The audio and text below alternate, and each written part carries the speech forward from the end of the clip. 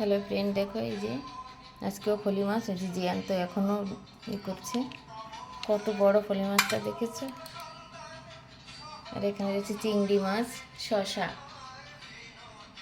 এই শশাটা মানে ভর্তি হয়ে গেছে, দানালা শশা পেকে গেছে, ওটা দিয়ে আর এই চিংড়ি মাছটা দিয়ে করব, আর ফলি মাছটা আলাদা করে করব। দেখো তো তোমাদের কেমন লাগছে, কত বড় সেটা দেখো একটু।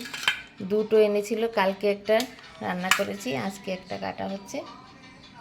এত মাছ তো একবারে খাওয়া যায় না, যার কারণে এটা রেখে দিয়েছিলাম। তো এখন এই মাছটা কাটবো, এই দাদাই ছাড়িয়ে দেবে, আমি ছাড়াতে পারবো না। এখানে বেসিংয়ে ছাড়িয়ে দেবে, মাছটা তুলে দেবে,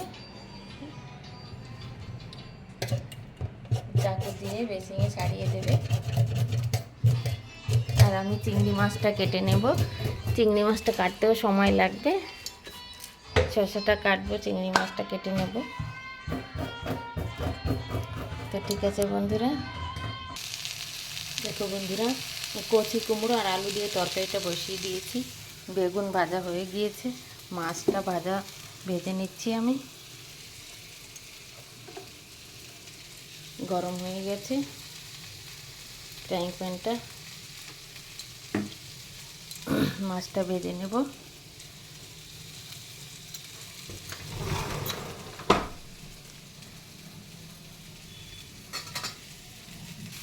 তেল গরম হয়ে গেছে, মাছটা দিয়ে দিচ্ছি।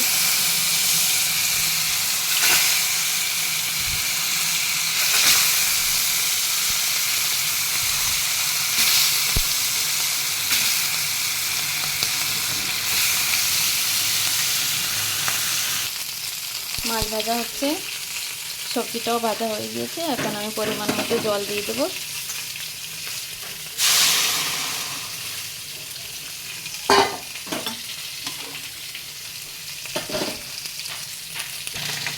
তরকারিটা ফুটে গেছে, মাছটা ভাজা হয়ে গিয়েছে, মাছটা দিয়ে দিচ্ছি।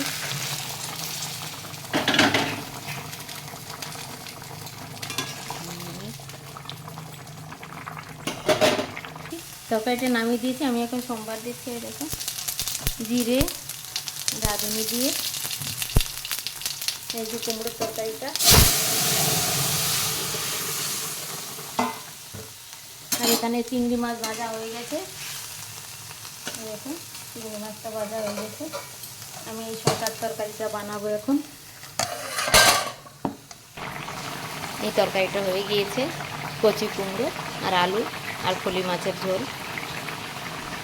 বন্ধ করে দেবো এখন, তারপরে আমি এই তরকারিটা বানাবো। ঠিক আছে।